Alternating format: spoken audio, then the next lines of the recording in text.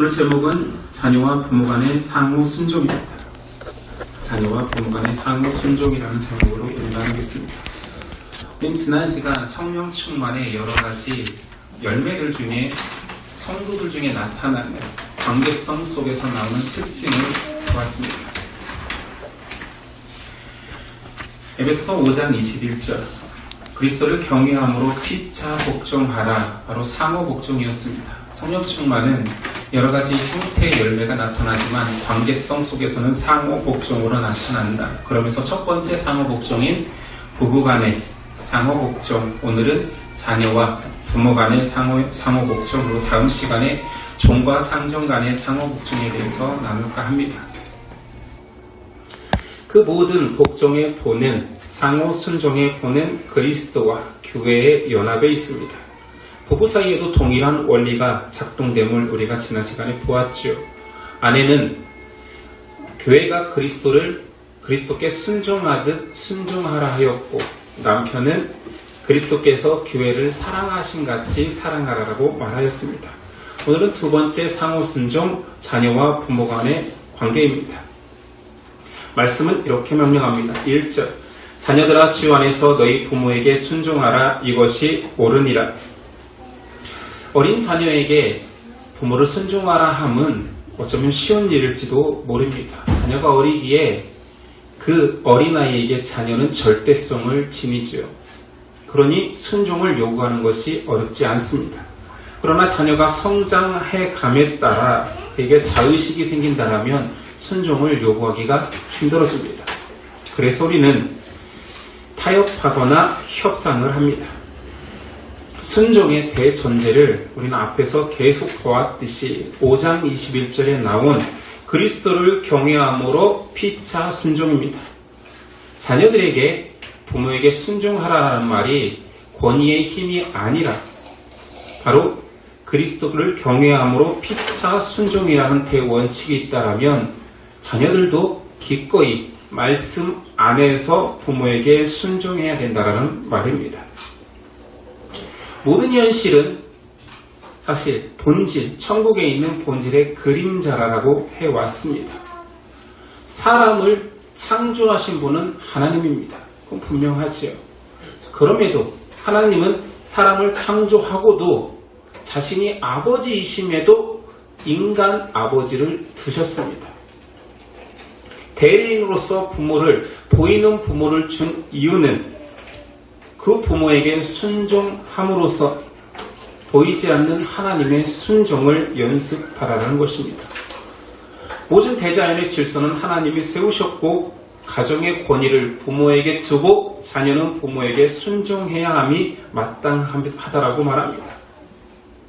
물론 이런 질문을 할 수 있습니다.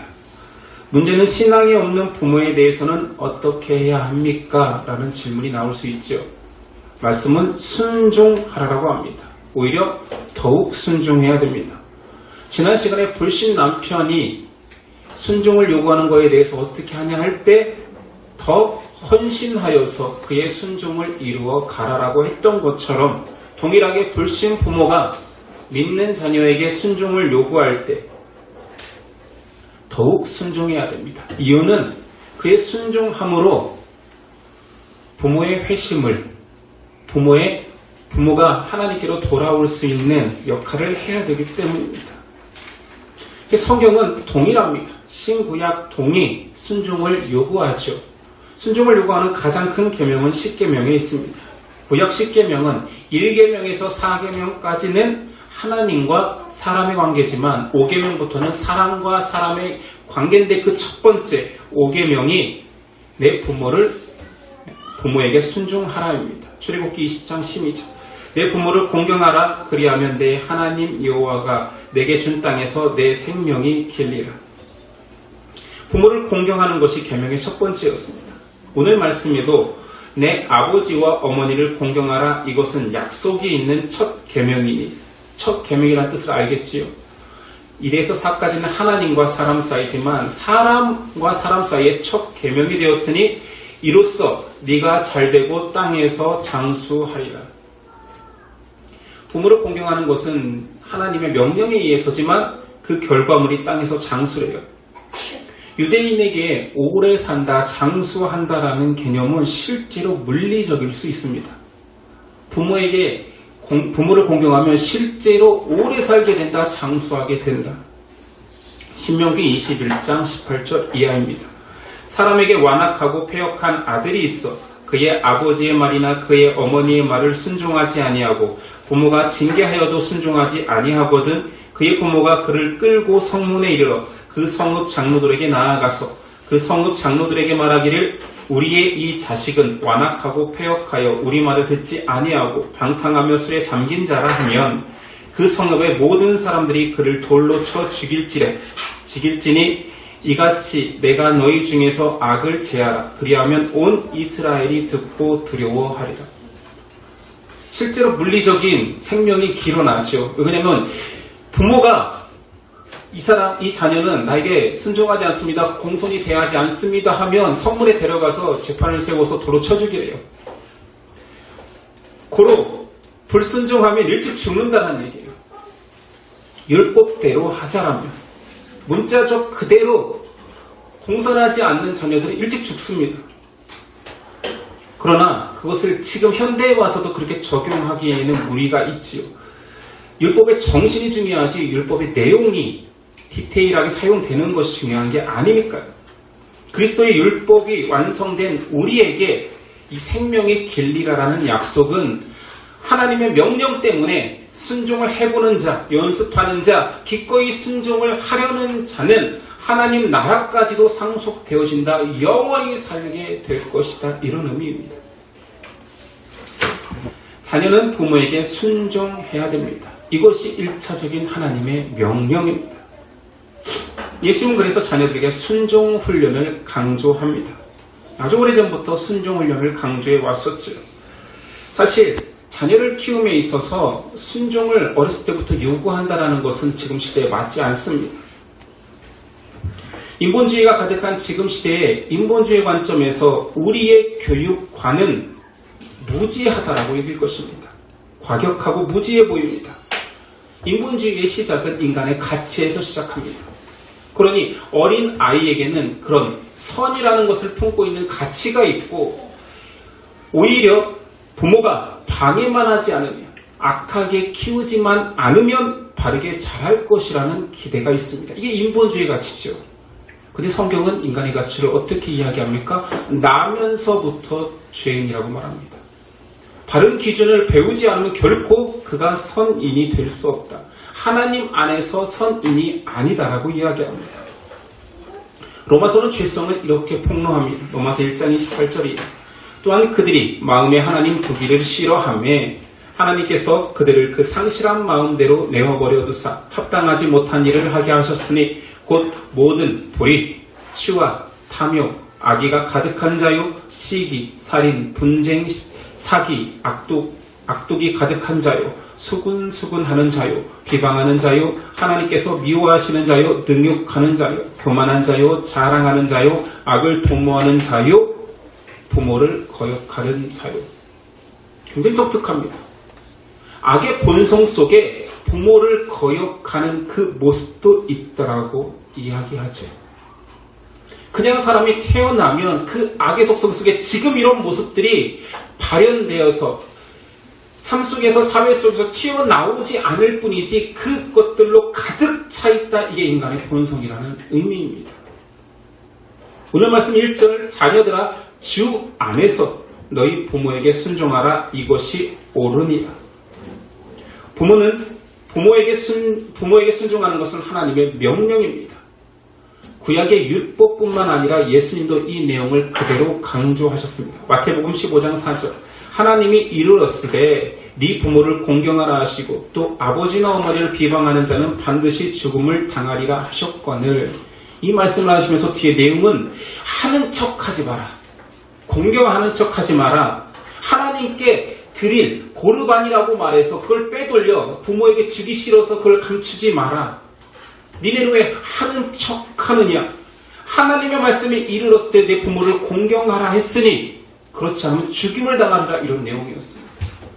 명백하게 예수님은 단서를 달지 않습니다. 믿는 부모냐 하나님을 섬기는 부모냐 그렇지 않는 부모냐가 아니라 자녀는 순종해야 된다. 이것이 원칙입니다. 신약 디모데전서 5장 4절. 만일 어떤 과부에게 자녀나 손자들이 있거든 그들로 먼저 자기 집에서 효를 행하여 부모에게 보답하기를 배우게 하라. 이것이 하나님 앞에 받으실 만한 것이니라. 기독교는 제사를 지내지 않는다는 이유만으로 굉장히 불효한 종교라고. 효도하지 않는 부모를 망령되이 만드는 종교라고 일컬어 왔습니다. 그러나 그건 제대로 기독교를 오해한 거죠. 교회는 제사라는 돌아가신 그분을 향하여서 기념하는 그거에 효라고 하지 않고 있을 때 자라는 많은 부분 신앙하고 겹치기에 꼭 부모에게 대항하는 것 같지만 결코 그렇지 않습니다. 성경은 명백하게 자녀는 부모에게 순종하라고 요구하고 있습니다. 그럼에도 오해받는 이유는 이것 때문이겠지요. 신앙을 방해하는 부모에 대한 순종은 어찌해야 하는가? 어떻게 해야 됩니까? 신앙을 방해하는 부모. 도리를 다하고 믿음을 택하십시오. 이 말은 앞에서 부부관계에서도 이야기했던 불신자 남편에게 아내는 현숙한 여인이 되라는 말과 동일합니다. 최선을 다해서 자녀로 할 수 있는 것, 부모가 요구하는 모든 것들에 순종을 한 후에 신앙에 대치되는 일을 요구할지라도 우선 부모에게 순종해 보고 눈물을 흘리면서 기도하면 됩니다. 어렵습니까? 부모가 정말 효도하는 자녀에게 교회를 못 가게 하거나 교회를 못 섬기게 하는 일이 있다 칩시다. 하지 말라면 안 하면 됩니다. 그러면 저녁에 얼마나 간절할까요? 눈물을 흘리며 나 교회 가고 싶은데 하나님을 예배하고 싶은데 우리 부모님 때문에 못 간다. 부모를 원망하기에 앞서 하나님을 향한 갈망 그리고 그 부모님이 하나님께로 돌아오게 하는 열망들이 커질 것입니다. 부모의 영적 무지에 불순종으로 대항하고 하나님의 뜻을 따랐다라고 합리화시키지 말고 부모에게 순종해본 이후에 하나님께 기도하라는 것입니다. 왜냐하면 하나님은 어느 곳에나 계시잖아요. 여러분 오해하면 안 됩니다. 그러니 주일 성소 부모가 막으면 못해도 되네 그런 게 아니죠. 과연 얼만큼 순종을 연습했고 하나님 앞에 얼마나 갈망했느냐의 문제라는 거죠. 전 대학교 졸업할 때까지 부모님이 교회를 다니지 않았기 때문에 그 갈등을 잘 압니다. 저희 기도 제목은 17년 동안 1번이 가족의 복음화였습니다. 그렇게 갈망해 오면 하나님이 너의 갈망을 더 잘 아신다라는 거지. 그리고 하나님이 요구한 것에 순종해본 거잖아. 근데 실상 그렇게까지 신앙생활 바르게 자라고 순종하는 자녀에게 신앙생활을 그렇게까지 악랄하게 방해하는 부모는 거의 없습니다. 예수님이 정확히 지적한 거죠. 고르반 주께 드렸다 하지 마라. 너의 시간을 주께 드렸으니 부모에게 못 드린다. 너의 물질을 주께 드렸으니 부모에게 못 드린다. 이런 핑계대지 마라. 이것이 정확한 지적이죠. 자, 반대로 부모들의 자녀를 향한 상호 순종의 양태는 어떻습니까? 4절. 또 아비들아 너희 자녀를 노엽게 하지 말고 오직 주의 교훈과 훈계로 양육하라. 그래서 노엽게 하지 말라라는 단어는 분노에 대항하여라는 합성어입니다. 그리고 문법적으로는 현재 명령형이죠. 이게 왜 중요하냐? 노엽게 하지 말라 어떤 일순간의 이야기가 아니라 헬라에서 현재 진행형은 계속 반복된 일상을 이야기하는 것입니다.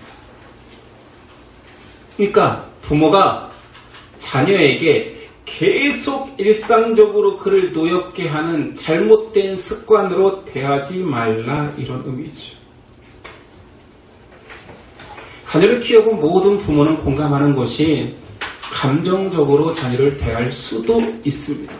왜냐하면 우리도 정서를 가진 존재이기 때문에 정서가 완전히 바닥까지 떨어지고 탈진하면 어떻게 자녀에게 웃어주기만 하고 이뻐해 주기만 할 수 있습니까? 때로는 화도 내고 감정이 폭발하기도 합니다. 그래서 계속적으로 지속적으로 습관적으로 자녀를 노엽게 하지 말라 이 단어입니다. 저도 이번 주에 자녀를 노엽게 했습니다. 실수했죠. 바로 인정하고 사과한 이후에 특별 선물도 했습니다.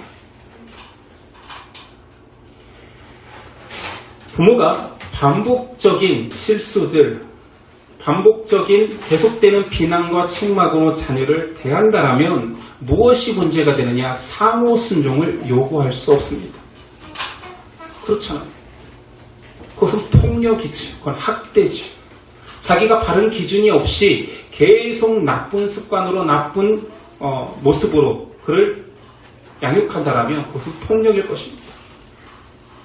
순종할 수 없게 만듭니다. 그래서 부모에게는 바른 양육의 도구가 필요합니다.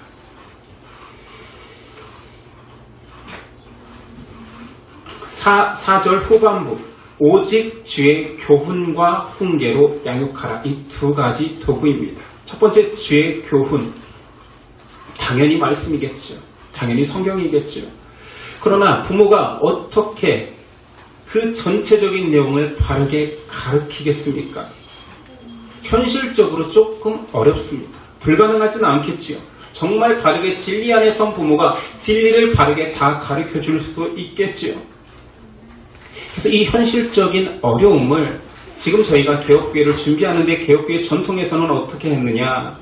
성경을 정리하고 공증된 선포된 교리를 가르칩니다.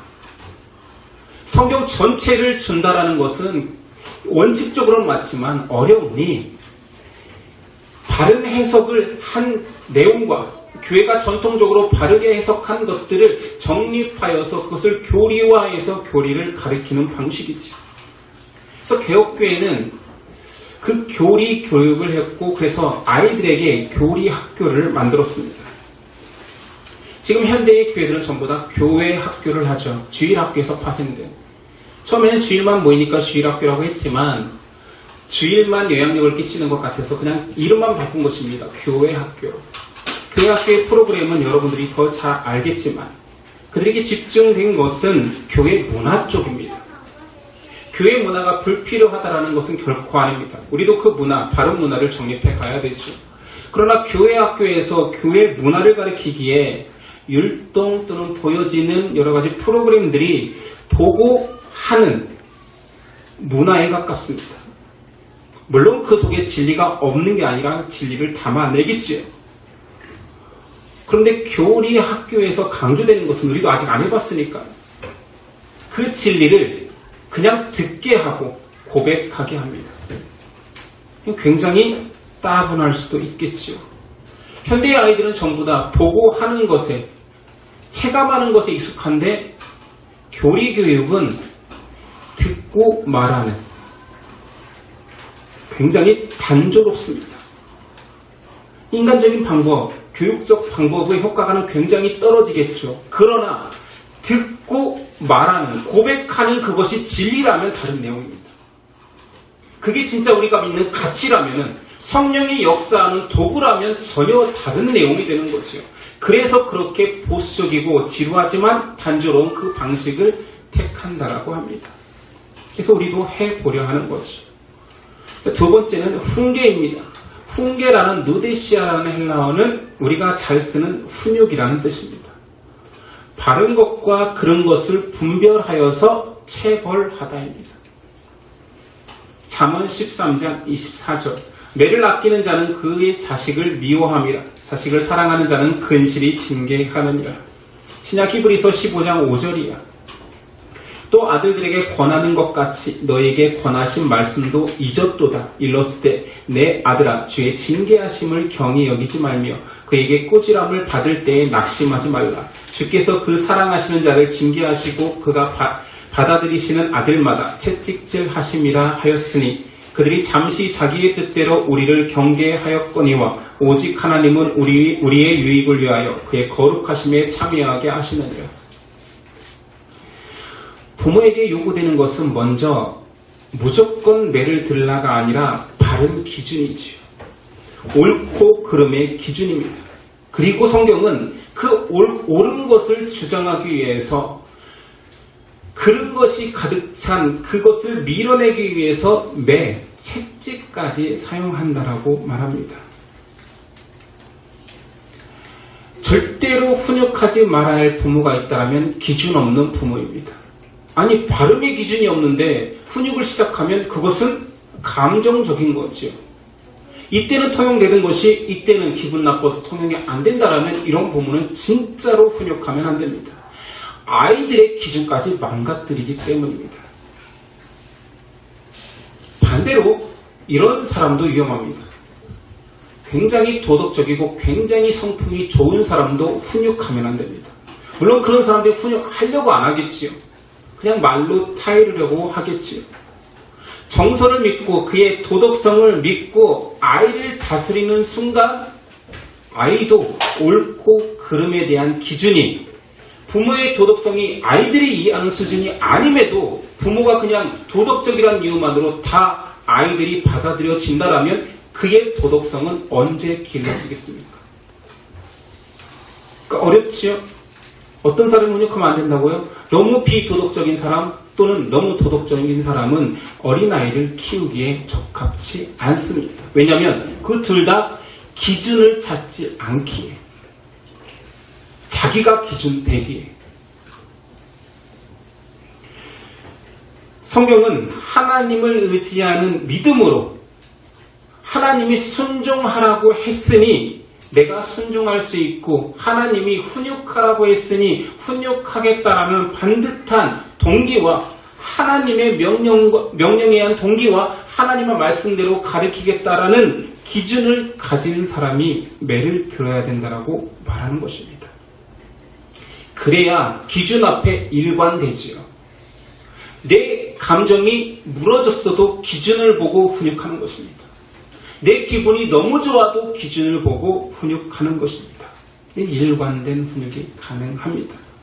그러니까 부모의 양육과 훈육은 성령을 의지하고 기도하는 마음으로 자녀를 키우는 것입니다. 자, 이것은 원론 이야기입니다.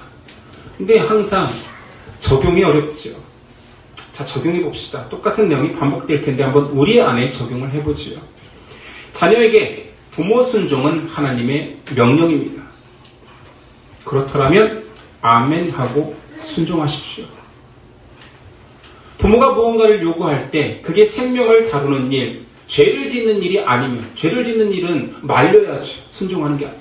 그럼 부모를 살리는 거고 나도 살리는 거고 죄를 짓는 일은 말려야 되고 그게 진리에 대항하는 것이 아니면 그냥 아멘 해야 됩니다. 이것은 단순히 부모의 관계가 아니라 나아가 하나님과의 관계에서도 너무 중요하기 때문에 하나님의 명령했으니 순종해 보십시오. 진리와 그리스도께 반하지 않으면 모든 것을 순종해 보겠다라는 태도가 성령 충만한 자의 태도입니다. 더 쉽게 적용해 봅시다. 이렇게 말하면 너무 관념적이잖아요. 부모가 우리에게 불의한 것을 요구하지는 않을 것입니다. 그렇죠?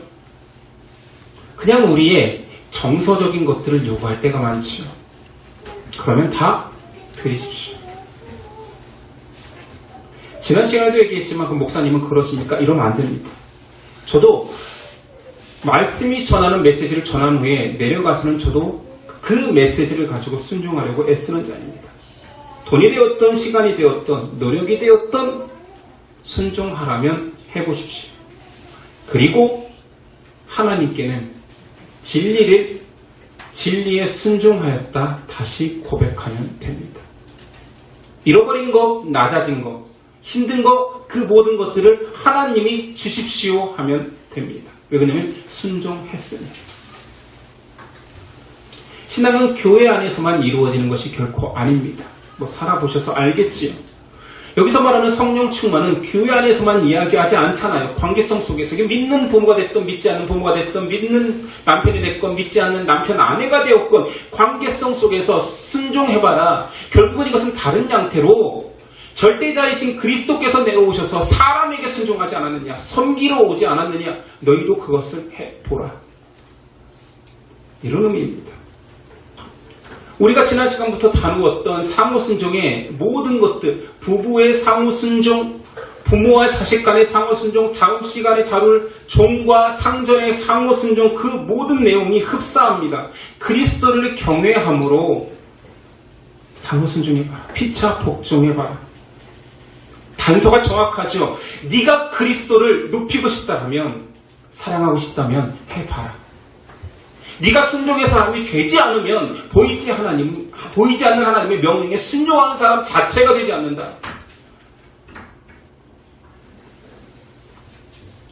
부모 순종의 대전제는 진짜 우리의 창조주이신 아버지이신 하나님께 순종하기 위함입니다.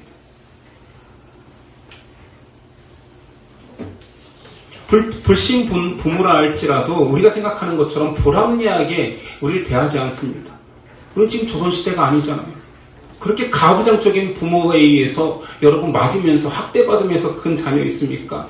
딸이니까 무시당하고 그런 어마어마한 그런 상처를 가지고 자란 사람 있을 수도 있겠지요. 그러나 적습니다. 지금 시대는 적죠. 지금 부모가 너 그렇게 할 거면 제사도 안 지내고 조상도 섬기지 않는 부모를 제사를 지내지 않을 거면 교회 다닐 거면 집에서 나가라 호적을 파겠다 뭐 이런 부모 보셨습니까? 요즘 세상에서 많은 부분 효도하고 부모에게 순종하는 자녀들에게 그렇게 과한 요구를 부모는 하지 않습니다. 우리가 스스로 한계 짓는 거지. 내 적은 믿음이 우리 부모님이 방해할 것 같으니 또는 적게 방해하니 크게 양보하지 뭐 이런 식으로 나가지 않습니까? 할 수 있는 순종을 머뭇거리지 말고 한 후에 하나님을 택하라는 말입니다. 이것도 아니고 저것도 아니고 부모를 섬기는 것도 아니고 하나님을 온전히 섬기는 것도 아니고 그런 중간을 걷지 말라라는 것이요. 이것이 하나님이 우리에게 순종을 요구하는 것입니다. 야 부모가 순종하라고 하면 요구하면 야 목숨을 달라는 거 아닌 이상 순종해라. 그리고 그 순종한 마음을 가지고 하나님께 다시 와라. 하나님이 상 주신다. 이 땅에서 장수하리라. 마태복음 10장 36절이야. 사람의 원수가 자기 집안 식구니라. 아버지나 어머니를 나보다 더 사랑하는 자는 내게 합당하지 아니하고 아들이나 딸을 나보다 더 사랑하는 자도 내게 합당하지 아니하며 이것의 정신을 알아야 됩니다. 야, 네가 어줍잖게 부모 사랑한다, 자녀 사랑한다 그 마음을 가지고 이쪽도 잘하고 저쪽도 잘하고 아니 그것은 결과적으로 이쪽도 못하고 저쪽도 못하는 것이다. 이쪽에게 잘하려면 진짜 잘해라. 어설프게 하는 척 하지 말고 고르반 하지 말고 그리고 나에게 나오라. 부족한 사랑을 부족한 순종을 내가 주겠노라. 아시겠습니까? 우리가 양쪽 다 어중뛴 사랑과 어중뛴 순종을 하는 이유는 양쪽 다 순종할 마음이 없는 것입니다. 부모들에게 하나님이 말씀하십니다. 진리로 양육하라. 그리고 자녀에게 진리를 요구하라입니다. 미안합니다. 특정 가정을 이야기해서. 저도 포함되기에 이 예화를 쓸까 말까 하다가 상처받으면 안 됩니다. 저도 포함됩니다. 지난주는 설날이 주일과 겹쳤습니다. 목사가 믿음이 적어서 당연히 여러 가정들이 못 올 것을 예상했습니다. 저기는 막히니까 못 올 거야. 못 올 거야. 그런데 한 가정이 아이들을 다 끌고 교회에 왔습니다. 뭐 누구라고 말할 수 없지만 저기 천안 쪽 사는 것 같아요. 그러면서 하는 말이 이렇습니다. 우리들도 교회 오기를 포기했는데 큰 아들이 교회 간다고 떼써서 왔어요. 물론 그것은 아이를 그냥 칭찬하기 위한 말일 수도 있습니다. 당연히 오고 싶었는데 아이까지 동료하니 왔다. 목사도 포기한 주일 성서. 부모도 일정 부분 아이의 한계는 극복할 수 없어 포기했던 것을 아이가 어떤 모르는 아이였는지 아니면 진짜 사랑했는지 그건 뭐 그 아이만 알겠지. 기성세대는 이런 면에서 부끄러워야 됩니다. 우리 스스로 우리 한계를 다 정합니다. 그리고 이 가정을 칭찬해야 되는 것은 오늘 말씀에 있잖아요. 아비들아 너희 자녀를 노엽게 하지 말고 노엽게 할 수 없어서 아이가 가자니까 오는 거예요. 부모가 상호 순종한 것입니다.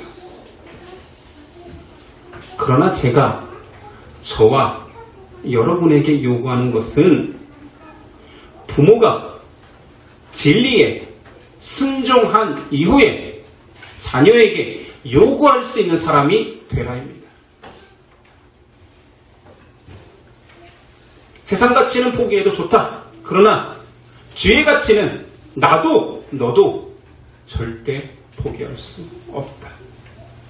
때로는 주의 것을 택하기 위하여서 자녀를 노엽게 하라. 이것이 오늘 말씀입니다.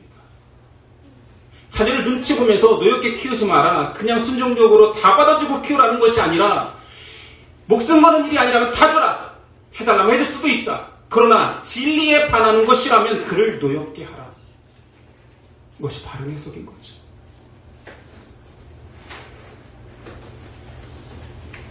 왜 바른 청년이 없다고들 합니까?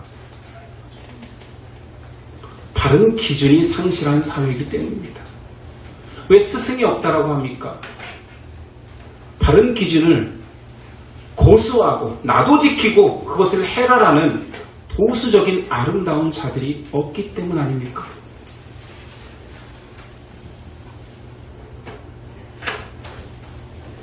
부모는 믿음 안에서 자녀와 상호 순종을 해 나갑니다.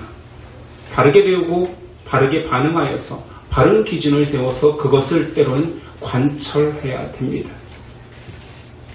에베소서의 주제는 거룩한 교회의 연합입니다. 이 에베소서의 주제로 다시 오늘 상호 순종을 적용해 봐야 됩니다.